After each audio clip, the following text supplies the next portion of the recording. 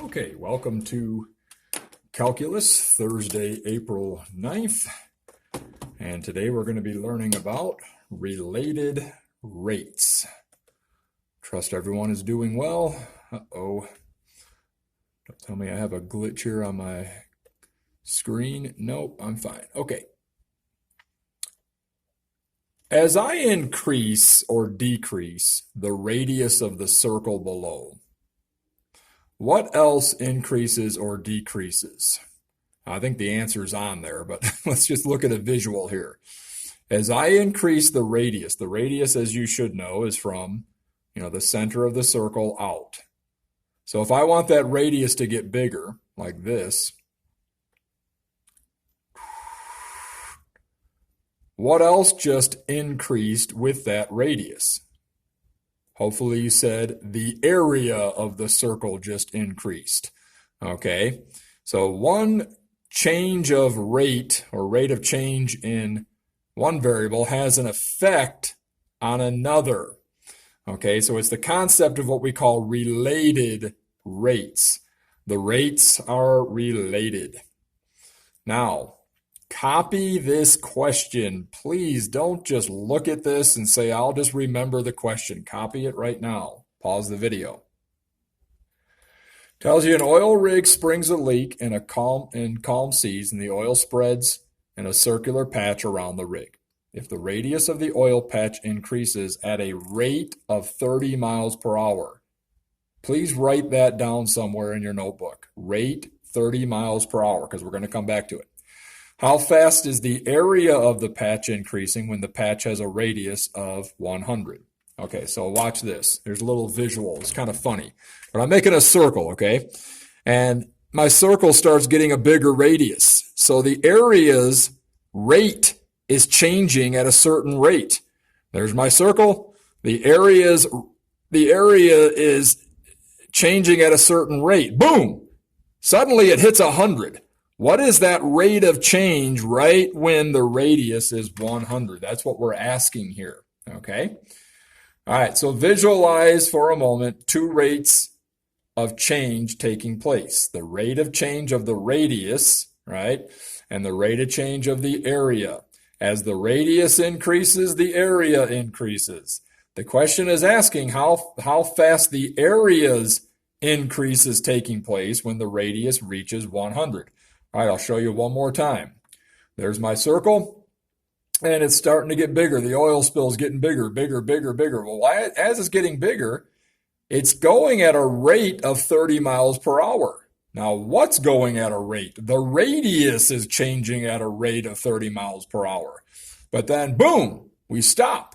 And right at some moment in time, the radius is 100. And the question is, what's the area's now rate of change at that particular moment in time? And hopefully you know area is pi r squared. What do we know about derivatives? Okay, derivatives tell us the rate of change. See, we can't escape it. Can't escape the derivative, okay? So derivatives tell us the rate of change.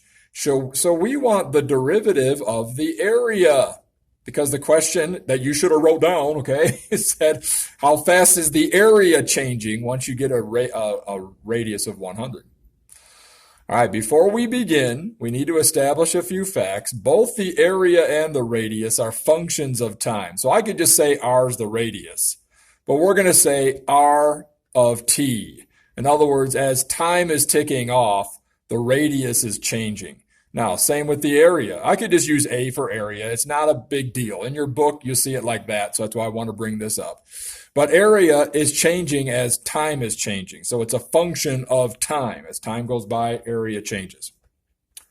Secondly, we already know the derivative of the radius. Reread the information given in the problem. Or look at what you wrote down already. Didn't you write down 30 miles per was it hour?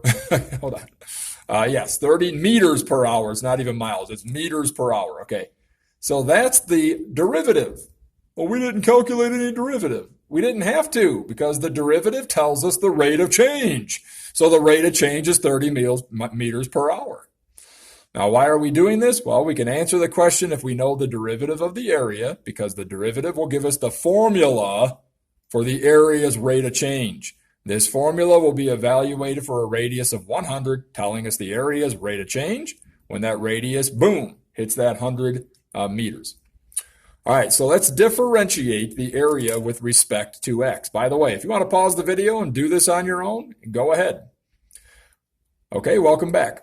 The answer should have been 6,000 pi meters squared per hour. Now, if you didn't get that, let's see why. Okay, don't panic. This is not as hard as it may seem. You just got to get used to it. All right, I'm going to put these facts down here, and we're going to remember that whenever you do something like x squared, there's the extra derivative. That's called the what? Chain rule, okay?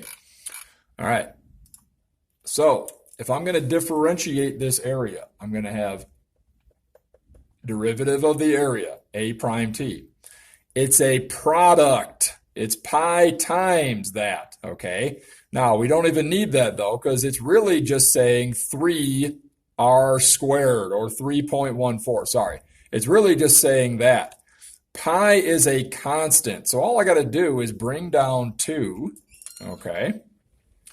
Bring down 2 and have 2 times pi, because pi is just a number. Think of it as 3.4. It'd be like 6.28, okay?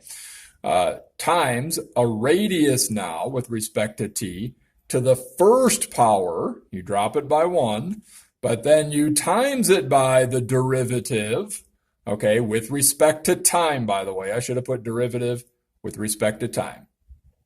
There we go, okay, of just the radius, okay?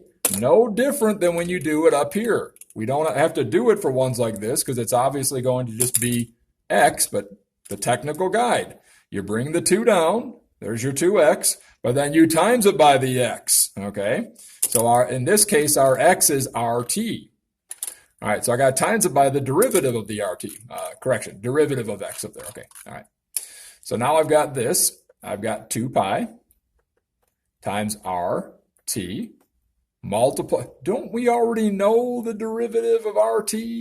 It's right there.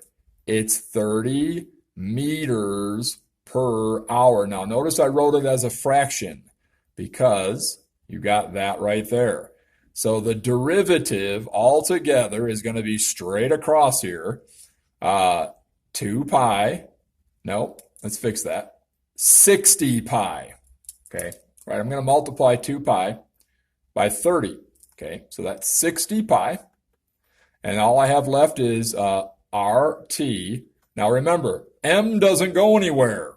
Okay, so it's that many meters. It's 60 pi RT meters per hour is the derivative of the area. Okay, with respect to time. Now, you might say, well, how'd you get 6,000? Because the question is, how fast is the area changing, okay, when you get to a rate of what? 100, okay? So 60 pi, not a rate, I'm sorry, a radius of 100, okay? RT, when it hits 100. So when RT hits 100 here we go. 100 what? 100 meters. You can't forget that M. There's already another M there. That's how we're getting M squared up there. Okay. All over so many hours. All right. And let's see what it is. Our area with respect to time when you get to 100 meters for a radius is 6,000, 60 times 100, pi meters squared per hour. Okay, and that's the same answer as what I have there. 6,000 pi meters squared. Should have a nice parenthesis around all that. That'd be better, okay? Per hour. Now, I suggest you go back and rewatch this because it's not the easiest the first time, but we're going to stop here today. Tomorrow, we're going to be doing some more of these, but here's what I'd like you to do. You've got enough information to start some of these homework problems. So please start the homework problem. Also, email me any questions on the practice test. Those that were emailing me questions generally had higher scores. Okay. All right. Have a good night or a good weekend.